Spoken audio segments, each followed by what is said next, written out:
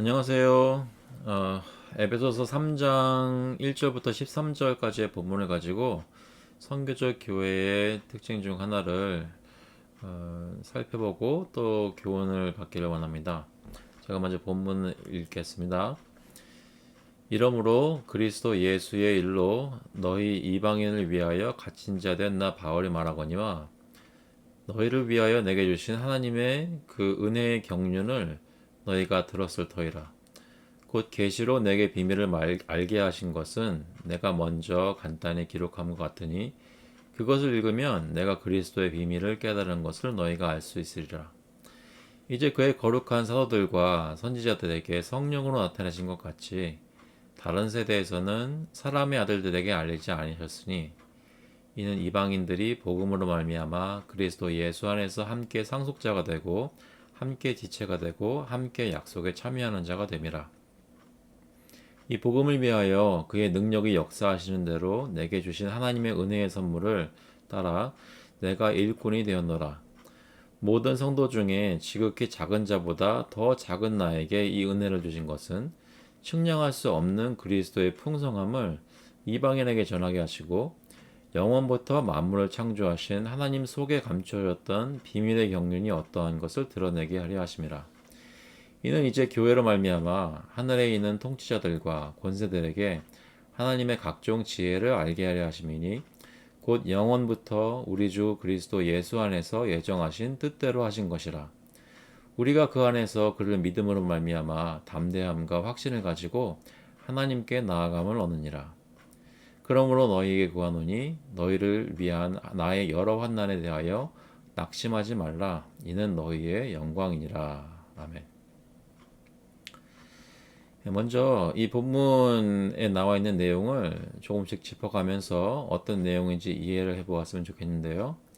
1절부터 2절까지 말씀 보시면 바울이 로마 감옥에 갇힌 이유를 말합니다. 먼저 그것은 그리스도 예수의 일 때문에 그렇게 된 것이고 또 두 번째로는 너희 이방인을 위하여 라고 말씀하고 있습니다. 너희 말해서 다시 말해서 에베소 교회에 있는 이방인들 너희를 위해서 하나님께서 바울에게 주신 은혜의 경륜이 있다는 것인데 이 말은 하나님은 바울에게 이방인에게 그리스도 예수의 복음을 전하라고 주셨다라는 말씀이죠. 그 일을 하느라 바울은 로마 감옥에 갇힌 것입니다. 바울이 하나님으로부터 계시 받은 것의 내용을 3절부터 4절까지 해서 언급을 하는데요.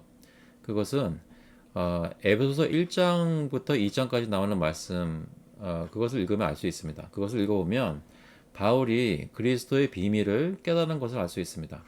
바울은 복음을 정말로 이해하는 사람이었습니다. 그리고 그 복음은 태초 전부터 하나님이 구원하실 백성을 택하시고 믿음을 통해 은혜로 구원하셔서 한 교회를 만드신다라는 메시지입니다. 바울의 복음은 예정된 사람들이 그리스도 예수 안에서 은혜를 받아 믿음으로 구원을 얻어서 한 교회가 되고 하나님과 화목하고 서로와 화목하게 된다는 것입니다. 그런데 이 화목은 유대인과 이방인 사이에서 한 교회 안에 일어나는 그런 역사라는 것이죠. 그래서 5절부터 6절까지 말씀 보시면 이전에는 잘 모르던 이 비밀이 이제 그리스도의 사도들에게 밝혀지게 되었고 그 비밀의 핵심은 이방인들도 복음 때문에 그리스도 예수 안에서 함께 언약 백성이 되어서 함께 복을 받게 되었다는 것입니다. 그래서 7절부터 11절까지 말씀에 바울은 이 복음을 이방인들에게 전하게 하시려고 하나님이 선택하셔서 은혜를 주시고 일꾼을 삼으신 사람이다라는 것을 말하고 있고요. 그래서 바울의 복음 사역의 결과로 하나님이 영원부터 계획하셨던 자기 백성의 구원이 얼마나 놀라운 것인지 온 세상뿐 아니라 하늘에 있는 권세들에게까지도 알리신 것이다. 이 일은 그리스도 예수 안에서 영원부터 예정하신 것이다 라고 말씀하고 있습니다. 그래서 마지막으로 12절부터 13절까지 내용을 보시면 그래서 예수 안에서 바울과 그의 동역자들과 에베소 교인들 모두가 다 하나님께 담대히 나아가게 되었는데 그렇기 때문에 지금은 비록 바울이 감옥에 갇힌 시대가 되었지만 낙심할 것이 아니다 라고 말합니다. 그가 옥에 갇힌 이유는 하나님의 계획대로 이방인들에게 복음을 전하다가 갇힌 것이고 또한 바울은 옥에서도 계속해서 복음을 모든 사람들에게 전하고 있었습니다. 그가 전한 복음은 그리스도 예수 안에서 모든 사람들이 서로 화목하고 함께 하나님께 나아갈 수 있게 되어서 그리스도가 머리 대신 한 교회를 이룬다는 것입니다.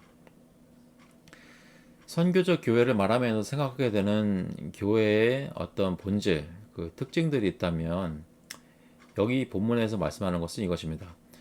교회는 서로 다른 사람들이 모여서 한 몸을 이루는 것입니다. 특히 서로 싫어하고 미워하던 사람들, 유대인과 이방인들이 되겠죠. 그 사람들이 그리스도 안에서 화목하여 하나님께 함께 나아가는 공동체가 바로 바울이 말하는 교회라는 것입니다. 그러므로 교회는 본질적으로 선교적입니다. 다시 말해 선교라는 것은 교회가 언제 가끔 가다가 간헐적으로 하는 어떤 사역적인 이벤트가 아니라 교회는 원래 늘 있는 모습 자체가 선교적이라는 것입니다. 그런데 그것은 무슨 말이냐면 나와 다른 사람에게 담대히 소망을 가지고 나아가게 만들고 내가 전에는 미워하고 싫어했던 사람들에게 복음을 전하고 형제로 지내고 싶어하게 만든다는 것이죠. 그러니까 교회는 늘 나와 다른 사람들과 다가가고 함께하고 화목하는 그 능력을 복음으로부터 얻는 것이 바로 교회라는 것입니다. 교회라는 것은 본질적으로 우리와 문화나 언어나 민족이 다른 사람들에게도 복음을 전하고 하나님이 택한 백성들이 우리의 교회 안으로 들어와서 함께 화목해서 하나님의 백성으로 하나님께 나아가게 되는 것을 소망하는 공동체입니다. 잠시 적용을 해보자면 미국에 있는 한인 이민교회들은 역사적으로 나와 다른 사람들이 가득한 미국 사회에 이민을 온 한국 사람들이 그래도 그나마 나와 같은 사람들끼리 모여서 또 다른 한국 사람들끼리 함께 모여서 서로 끌려서 모이게 된 것이 바로 이 한인 이민교회였습니다.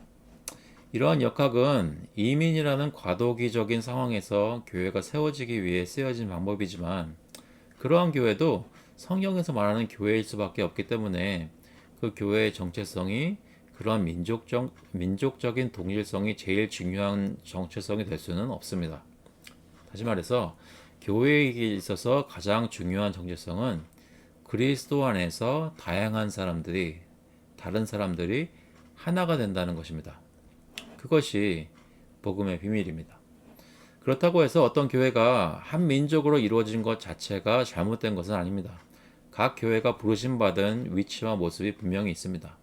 하지만 어떤 모습이든지 그 교회의 성도들은 바울이 말하는 복음의 비밀을 이해하고 또 체험하여야 됩니다.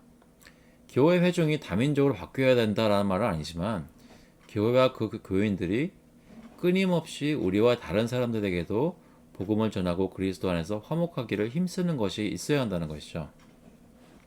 몇 가지 질문을 가지고 도전받기를 원하는데요. 먼저 첫 번째 질문은 우리 교회는 다양한 사람들이 모여 있는가? 아니면 비슷한 사람들이 모여 있는가?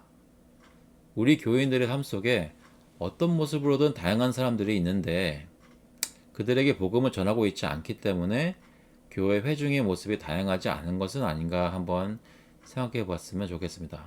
무슨 말이냐면 우리 교회에 있는 교인들 모두가 가정이나 친척 또는 친구들 또는 이웃들 또는 가게에 오는 손님들, 사업처에서 만나는 사람들, 일터에서 만나는 사람들이 다 나와 다른 사람들인데 그런데 내가 다니는 교회에서는 나의 삶 속의 다양함이 반영되어 있는가라는 것이죠. 다시 말해서 우리 교회의 성도들은 나와 다른 사람들에게 그리스도의 복음 때문에 다가가고 있는가를 한번 짚어보자는 것입니다. 물론 이 말은 내 삶 속의 다양함이 다 교회 안으로 들어와야 된다라고 말하는 것은 아닙니다. 다만 한번 생각해 보자는 것이죠. 어떻게 해서 나는 이런 삶을 가지게 되었고 어떻게 해서 내가 다니는 교회는 이런 모습이 되었는가. 또 한 가지 우리 교회에 속한 가정들은 좋게 보아서 가정들은 시간이 지나면서 다문화적 또는 다중언어적으로 변하고 있는가? 그렇다면 우리 교회는 어떻게 변하고 있는가? 또는 변하지 않고 있는가? 한번 물어보는 것이죠. 이 얘기 역시 우리 가정들이 변하고 있기 때문에 우리 교회도 반드시 변해야 된다 이런 말씀은 아닙니다. 하지만 그 한번 질문해 보는 것이죠. 우리 교회에 속한 가정들이 여러 가지 모습을 변하고 있는데 지금 우리 교회가 위치한 그 자리에서 그 컨텍스트 안에서 우리 가정들은 다문화적이 되고 있는데 우리의 교회는 그렇지 않은 것이 맞는가? 만약에 그렇다면 어째서 그런가? 그런 것들을 한번 생각해 보자는 것이죠. 그리고 단일 민족 교회들, 우리 한인 이민 교회들 같이 단일 민족 교회들이 많이 있는데요. 또한 이 커뮤니티 안에는 다른 사람들이 모인 다민족 교회들도 많이 있습니다. 그렇다면 하나님 나라의 역사를 위해 단민족 교회들과 다민족 교회들이 서로 협력해서 복음의 비밀을 이 사회와 커뮤니티에 효과적으로 전하는 방법이 있다면 무엇이 있겠는가 좀 더 건설적으로 생각해 보자는 것이고요. 마지막으로 우리 교회는 이러한 복음의 선교적 교회의 본질을 이해하고 실현시키기 위해서 어떤 구체적인 노력을 하고 있는지 한번 질문을 해보았으면 좋겠습니다. 쉽지 않은 질문들인데요. 저희가 에베소서 3장에서 바울이 얘기하고 있는 그런 복음의 비밀을 정말로 유대인과 이방인들이 화목해서 한 교회를 이루고 그것이 그리스도의 복음의 능력 때문이다.